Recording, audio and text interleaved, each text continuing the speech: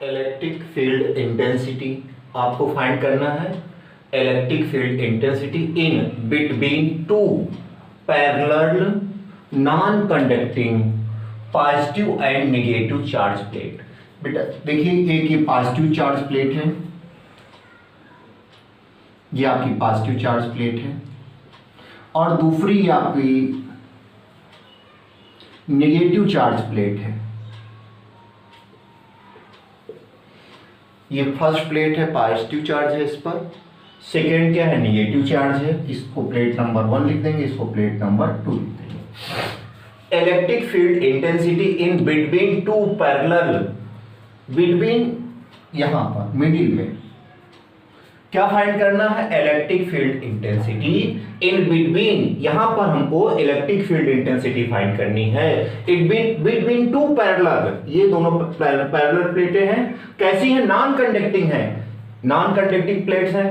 पहली प्लेट कैसी है, पॉजिटिव है, दूसरी प्लेट क्या है, निगेटिव है। अब यहां पर हमें intensity of electric field find करनी है। जिस पॉइंट पर हम पहले भी बता चुके हैं, जिस पॉइंट पर हमें intensity of electric field find करनी होती है, वहां पर टेस्ट चार्ज पुट कर देते हैं प्लस क्यू नॉट। तो देख रहे हैं ये पॉजिटिव प्लेट, और यहां इस पॉइंट पर हमें intensity of electric field find करनी है। इस पॉइंट पी पर हमें intensity of electric field find करनी है। तो ये प्लस और ये प्लस एक दूसरे को क्या करेंगे, रिपल करेंगे। जब रिपल करेंगे तो इसकी डायरेक्शन ये होगी E1। बेटा ये प्लेट इसको, इस चार्ज को क्या करेगी, रिपल करेगी। तो intensity of electric field E1 की डायरेक्शन ये होगी। अब ऐसे देखिए, ये प्लस क्यू चार्ज है और ये प्लेट कैसी है, दूसरी वाली प्लेट देखिए, सेकंड प्लेट, तो इस पर माइनस चार्ज है। तो ये माइनस चार्ज इस प्लस चार्ज को ये माइनस वाली प्लेट क्या करेगी, अट्रैक्ट करेगी।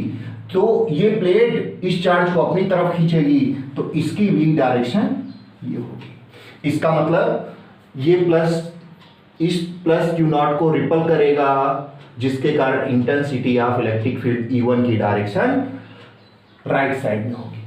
अब देखिए, ये नेगेटिव चार्ज है, ये नेगेटिव चार्ज इस प्लस क्यू चार्ज को अपनी तरफ क्या करेगा, अट्रैक्ट करेगा। तो E2 की भी डायरेक्शन वही होगी। इस पॉइंट P पर देखें तो जिस डायरेक्शन में E1 है उसी डायरेक्शन में क्या है, E2 है। E1 और E2 दोनों सेम डायरेक्शन में है। तो net intensity of electric field at point P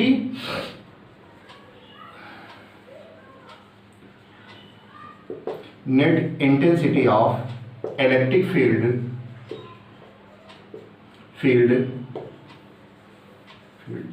at point P।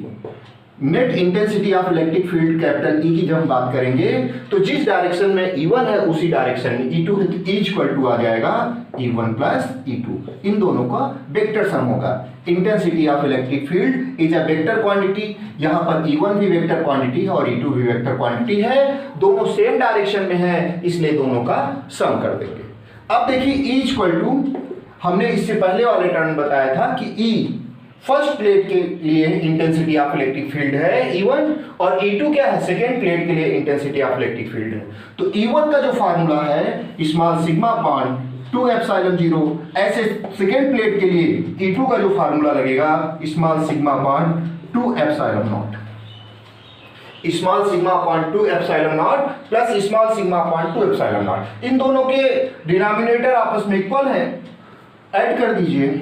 E equal to क्या आ जाएगा, 2 small sigma upon 2 epsilon not. तो देखिए इस 2 से 2 कैंसिल हो जाएगा, E इक्वल टू आपका आ जाएगा small sigma upon epsilon not. ये आपका प्रूफमेंट हो गया।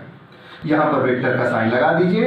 Intensity of electric field is a vector quantity. ठीक है, ये आपका प्रूफमेंट है electric field intensity in between two parallel non conducting positively and negative charge plate. ये दोनों के बीच के लिए था। अब यदि आपसे कोई पूछ ले कि यहां पर इंटेंसिटी ऑफ इलेक्ट्रिक फील्ड कितनी होगी, या यहां पर आउटसाइड में, यहां पर इंटेंसिटी इन आउटसाइड, अभी जो हमने बताया था बिटवीन के लिए बताया था, अब किसके लिए बताने जा रहे हैं, outside two parallel non conducting positively and negatively charge plate. Outside का मतलब ये आउटसाइड वाला पॉइंट कहीं इधर हो सकता है। ये पॉइंट P ले लिए, ये आउटसाइड है, किससे आउटसाइड है? दूसरी प्लेट के आउटसाइड है। ये वाला पॉइंट इधर भी हो सकता है, लेफ्ट साइड में भी। तो ऐसे केस में देख रहे हैं कि जिस पॉइंट पर हमें intensity of electric field find करनी होती है उस पॉइंट पर हम प्लस क्यू नॉट का टेस्ट चार्ज पार्टिकल रख देते हैं। तो ये पॉजिटिव प्लेट और ये पॉजिटिव दोनों एक दूसरे को क्या करेंगे? रिपल करेंगे। रिपल्सन की डायरेक्शन कहां की ओर होगी? आउटसाइड में। E1 ये हो जाएगा। अब देखिए ये दूसरी प्लेट जो सेकंड प्लेट है ये निगेटिव है और ये क्या है? पॉजिटिव। ये दोनों अट्रैक्ट करेंगे। जब अट्रैक्ट करेंगे तो intensity of electric field E2 की डायरेक्शन ये होगी।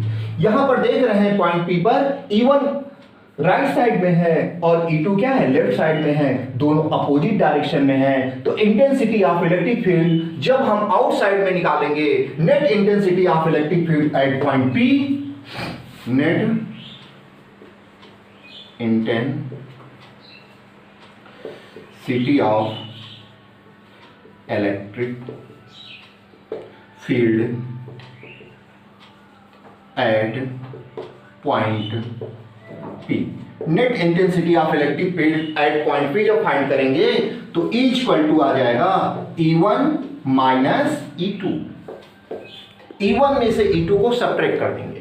देखिए हमने बताया था E इक्वल टू E1 के लिए small sigma upon 2 epsilon not होता है और E2 के लिए भी यही होगा, small sigma upon 2 epsilon not. दोनों कैंसिल हो जाएंगे, ये इसको कैंसिल कर देगा तो E इक्वल टू क्या आ जाएगा? 0। एक पॉजिटिव चार्ज प्लेट हो, दूसरी निगेटिव चार्ज प्लेट हो, इसके आउटसाइड में जब इंटेंसिटी ऑफ इलेक्ट्रिक फील्ड हम फाइंड करेंगे तो इस साइड में भी इंटेंसिटी ऑफ इलेक्ट्रिक फील्ड 0 होगी और यदि आप लेफ्ट साइड में भी निकालेंगे तो यही कंडीशन आएगी। Electric field intensity due to a uniformly charge spherical shell. ये आपका स्फेयर है।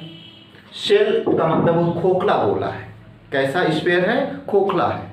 तो ये आपका स्फेयर है, यूनिफॉर्म चार्ज है। ये यूनिफॉर्म चार्ज है, इसके जितने भी पॉइंट हैं सभी पॉइंटों पर इक्वल चार्ज है। Uniform charge spherical shell. तो हमें फाइंड क्या करना है? Electric field intensity due to a uniformly charge spherical shell. ये स्फेरिकल सेल है, इसकी रेडियस r है। इस स्फेरिकल सेल की वजह से intensity of electric field 3 point पर निकलती है। पहली आउटसाइड, यहां पर बाहर, स्फेयर के बाहर। दूसरी कहां पर निकलती है?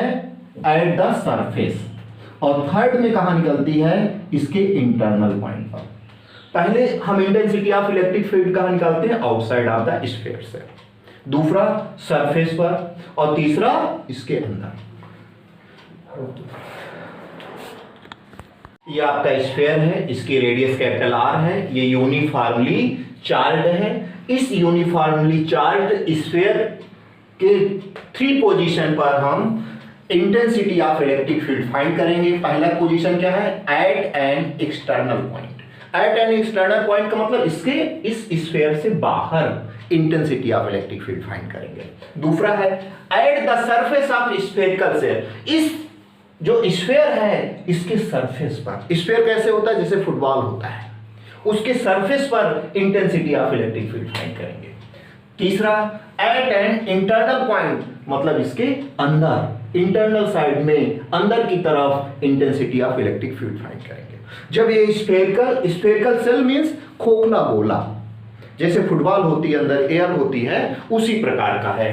तो at an external point, at the surface of spherical shell और at an internal point, 3 point पर intensity of electric field find करेंगे। अब आप लोगों को हम बताने वाले हैं at an external point electric field intensity हमें कहां पर फाइंड करनी है? At an external point.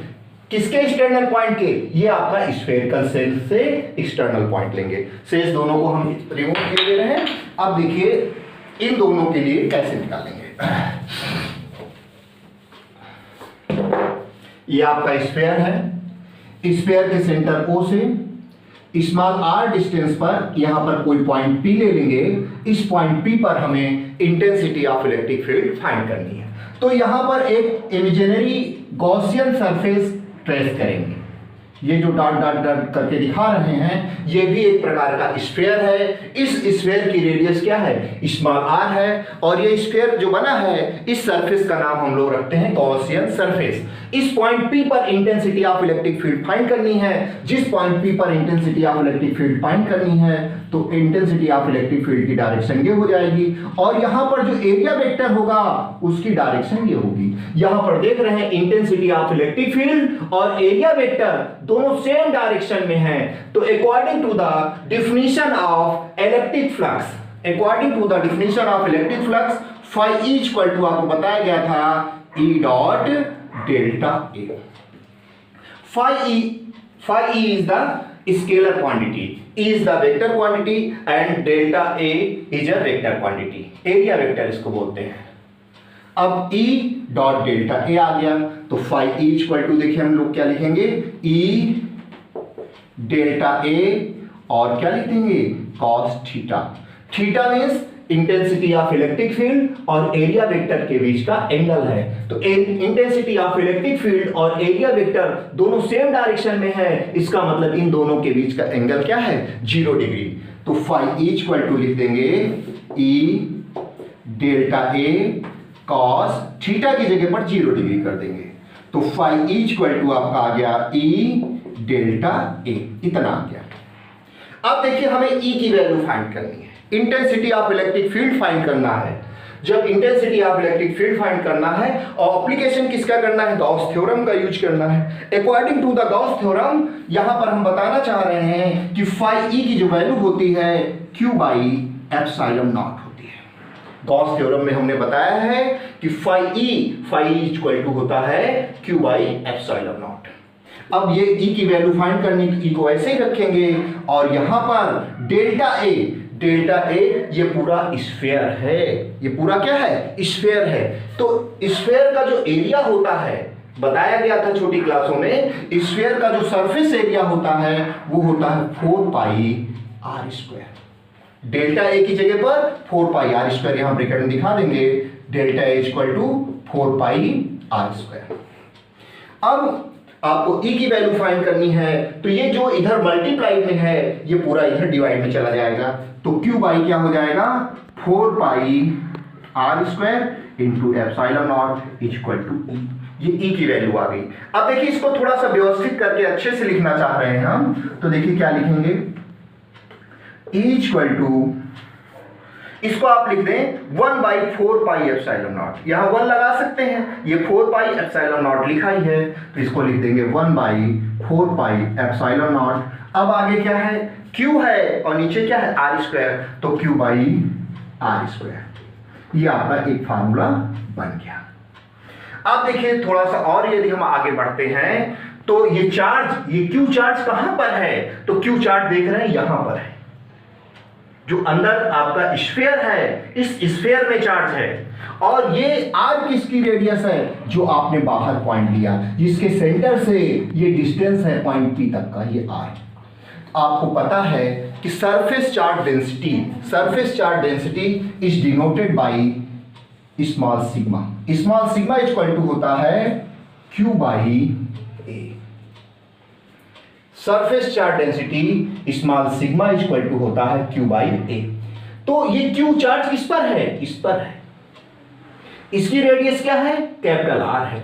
तो यहां पर Q इक्वल टू क्या हो जाएगा, Q इक्वल टू दोनों का क्रॉस मल्टीप्लाई करें तो Q इक्वल टू ये आपका स्मॉल सिग्मा इंटू A आ जाएगा, और Q equal to small sigma into A की जगह पर ये जो एरिया दिख रहा है वो एरिया किसका लेंगे, ये इंटर इसका एरिया ले लेंगे, इसकी रेडियस क्या है, कैपिटल R, तो इसका एरिया क्या होगा 4 पाई कैपिटल R स्क्वायर।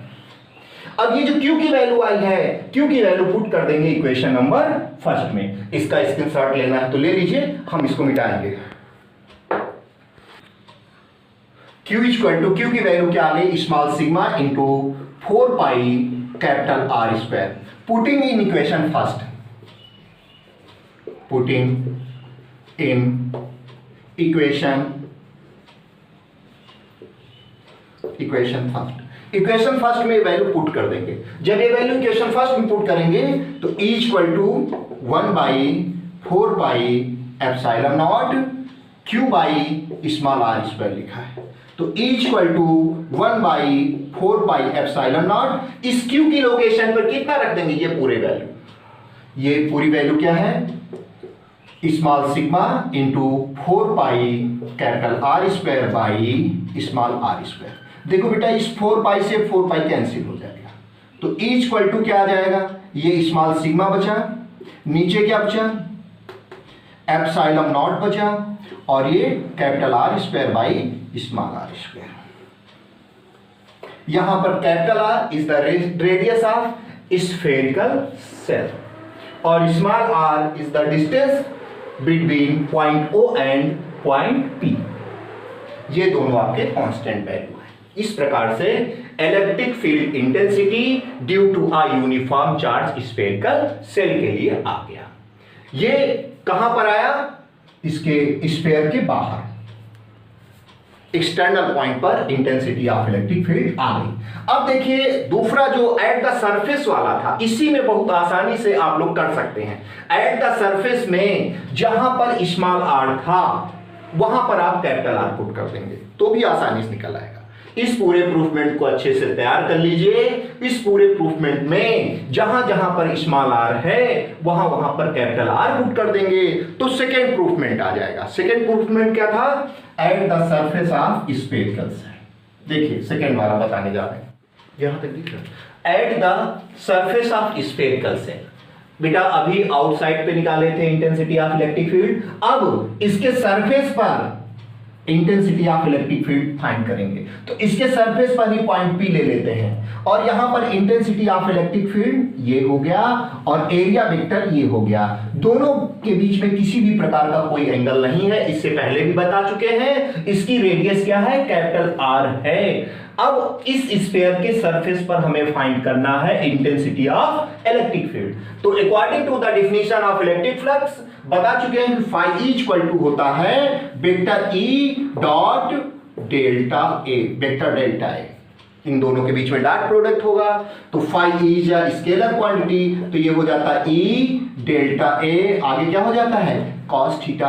अब देखते हैं इंटेंसिटी ऑफ इलेक्ट्रिक फील्ड और एरिया वेक्टर के बीच में जो एंगल है वो पता है 0 डिग्री है। इन दोनों के बीच में किसी भी प्रकार का कोई एंगल नहीं है, तो फाई E इक्वल टू आ जाता है E डेल्टा A, यहां पर cos 0 कर देंगे। cos 0 की वैल्यू क्या होती है, 1 होती है, तो phi E equal to E delta A आपका आ गया। अब यहां पर गॉस थ्योरम अप्लाई कर देते हैं। गॉस थ्योरम में हम पहले बता चुके हैं कि फाई E की value according to the Gauss theorem होती है Q by epsilon not equal to E into delta A। ये इतना है। अब इस डेल्टा A की लोकेशन पर डेल्टा A इसका सरफेस एरिया होगा। ये जो स्फीयर दिख रहा है इस स्फीयर का सरफेस एरिया होगा, तो ये आपका Q by epsilon not equal to E into यहां पर लिख देंगे 4 पाई कैपिटल R स्क्वायर। इसका जो सरफेस एरिया होगा वो 4 पाई कैपिटल R स्क्वायर, यहां दिखा दो delta A equal to 4 pi capital R square.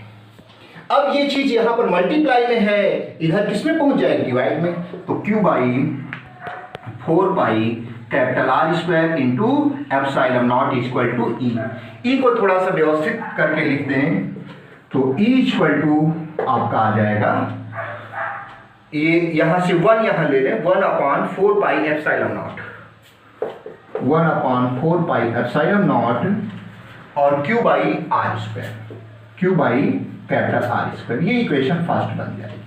जो पहले प्रूफमेंट कराए थे उस प्रूफमेंट में और इस प्रूफमेंट में किसी भी प्रकार की कोई चेंजिंग नहीं है, केवल स्मॉल r की जगह पर कैपिटल R पुट कर देना है। वही प्रूफमेंट तैयार कर लो, उसमें स्मॉल r की जगह पर आप कैपिटल R रख दीजिए। अब सरफेस चार्ज डेंसिटी की हम बात करते हैं। Surface charge density is denoted by small sigma. Small sigma equal to होता है Q बाई A, तो Q इक्वल टू क्या आ जाएगा, स्मॉल सिग्मा इंटू A। तो Q equal to small sigma into A की लोकेशन पर 4 pi capital R square put कर देंगे। ऐसे केस में E इक्वल टू ये जो Q की वैल्यू आई है इस Q की वैल्यू को इस इक्वेशन नंबर फर्स्ट में पुट कर दें। जब पुट कर रहे हैं तो 1/4 pi epsilon nought into Q की लोकेशन पर small sigma into 4 pi capital R square by capital R square. तो कैपिटल आर स्क्वायर से कैपिटल आर स्क्वायर कैंसिल हो जाएगा, 4 पाई से 4 पाई कैंसिल हो जाएगा, तो ई कितना आ जाएगा, small sigma by epsilon nought, small sigma by epsilon not. यहां देख रहे हैं स्मॉल सिग्मा भी आपका कांस्टेंट है और एप्सिलॉन नॉट भी कांस्टेंट है। इससे क्या पता चलता है कि जब हम कोई स्फीयर लेते हैं उसके सरफेस पर intensity of electric field find करते हैं तो उसकी वैल्यू क्या रहती है, कांस्टेंट रहती है, उसमें किसी भी प्रकार की कोई चेंजिंग नहीं आती है। ये सेकेंड प्रूफमेंट है at the surface of spherical shell. अब थर्ड प्रूफमेंट के लिए थोड़ा सा हम बताना चाहेंगे, जितने भी कंडक्टिंग स्फीयर हैं, जितने भी कंडक्टर हैं, उनकी जो सारी की सारी सारा का सारा चार्ज रहता है उनके सरफेस पे रहता है, उनके इंटरनल सरफेस पे किसी भी प्रकार का कोई चार्ज नहीं रहता है। ये आपका स्फीयरिकल सेल है। इस स्फीयरिकल सेल के एट एंड इंटरनल पॉइंट पर intensity of electric field find करना। ये पूरा स्फीयरिकल सेल है। इस सेल की रेडियस क्या है, कैपिटल आर है। इसके इंटरनल पॉइंट पर, इंटरनल पॉइंट हमने यहां पर ले लिया, इंटरनल पॉइंट पी यहां पर ले लिया, और इस पॉइंट पी पर intensity of electric field find करनी है। जब इस पॉइंट पी पर intensity of electric field find करेंगे तो इसके चारों तरफ हम एक स्फीयरिकल सेल बना देंगे, और इस स्फीयरिकल सेल की रेडियस क्या दिखाई दे रहे हैं, स्मॉल आर दिखाई दे रहे हैं। अब यहां पर देखें तो इंटेंसिटी ऑफ इलेक्ट्रिक फील्ड ये हो जाएगी और एरिया वेक्टर की डायरेक्शन ये हो जाएगी। यहां पर भी दोनों के दोनों सेम डायरेक्शन में। ये रेडियस है स्मॉल आर, ये सेंटर पॉइंट ओ है, ये पॉइंट क्या है, पी है। यहां पर ये पॉइंट आपका पी, इस पॉइंट पी पर इंटेंसिटी ऑफ इलेक्ट्रिक फील्ड दिखानी है हमको।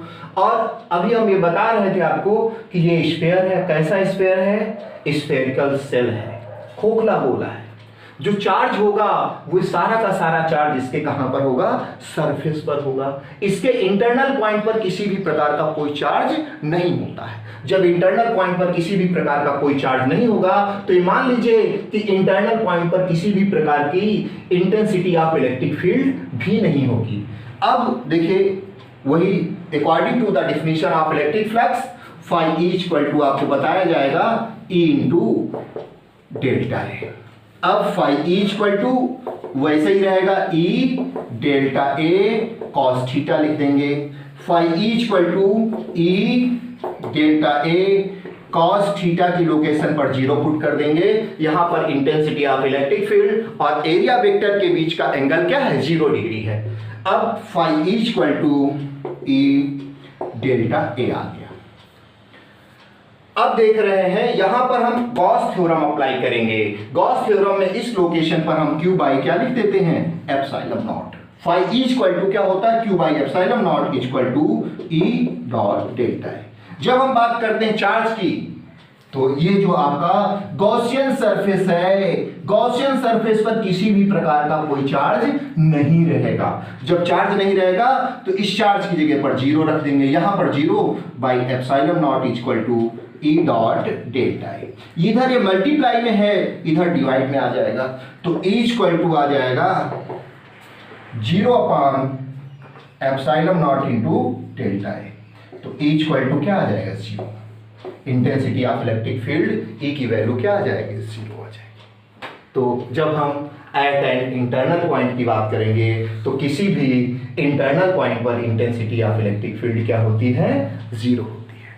तो ये 3 पॉइंट हमने बताए, एक तो स्फेरिकल सेल के बाहर का पॉइंट, दूसरा स्फेरिकल सेल के सरफेस का पॉइंट, और तीसरा पॉइंट हमने कहाँ बताया, इंटरनल पॉइंट। अब देखिए ये ई की वैल्यू 0 आ गई। अब इन तीनों के फार्मूलों को हम इकट्ठा करने की कोशिश कर रहे हैं। अब उसको थोड़ा सा याद करने में आपको आसानी हो जाएगी। ये आपका स्फीयर है, स्फेरिकल सेल है, इसकी रेडियस क्या है, कैपिटल आर है। अब external point small R distance पर पॉइंट पी ले लेते हैं, और यहां पर इस पॉइंट पी पर अभी हमने निकाला है intensity of electric field equal to 1/4 pi epsilon not Q by small R square. ये बताइए दूसरा इसका प्रूफमेंट क्या आया था, तो small sigma by epsilon nought और capital R square by small R square आया था। कैपिटल आर स्फीयर जो है जिस पर चार्ज है उसकी रेडियस है, स्फेरिकल सेल की रेडियस है, और स्मॉल आर क्या है, distance between point O and point P। अब सेकेंड प्रूफमेंट जो हमने बताया वो क्या आया था, सेकेंड प्रूफमेंट, ये फर्स्ट था, कहां पर था, इस स्फीयर के बाहर का पॉइंट। सेकेंड प्रूफमेंट हम कहां पर बताएंगे, इस पॉइंट पर, eight the surface of spherical cell, eight the surface of spherical cell की बात करेंगे, ये सेकेंड प्रूफमेंट होगा। तो इक्वल टू आया था 1/4 pi epsilon not Q by capital R square. थोड़ा सा इसको आगे और सॉल्व करते हैं तो आ गया था small sigma by epsilon not, ये आ गया था। और जो थर्ड प्रूफमेंट बताए थे स्फीयर के at the internal point, at an internal point, इसके अंदर का पॉइंट। तो इसके अंदर का पॉइंट हमने ये स्मॉल आर पर कोई पॉइंट ले लिया, स्मॉल आर डिस्टेंस पे, ऐसे देखो यहां पर इंटरनल पॉइंट की बात करते हैं तो इंटरनल पॉइंट पर इंटेंसिटी ऑफ इलेक्ट्रिक फील्ड 0 होता है। ये तब होगा जबकि यह आपका स्फेरिकल सेल कंडक्टर होगा। यदि ये इंसुलेटर हुआ या नॉन कंडक्टर हुआ तो ये प्रूफमेंट नहीं होंगे। ये प्रूफमेंट तभी होते हैं जब ये स्फेरिकल सेल कंडक्टर होता है। तो आज इतना ही रखते हैं।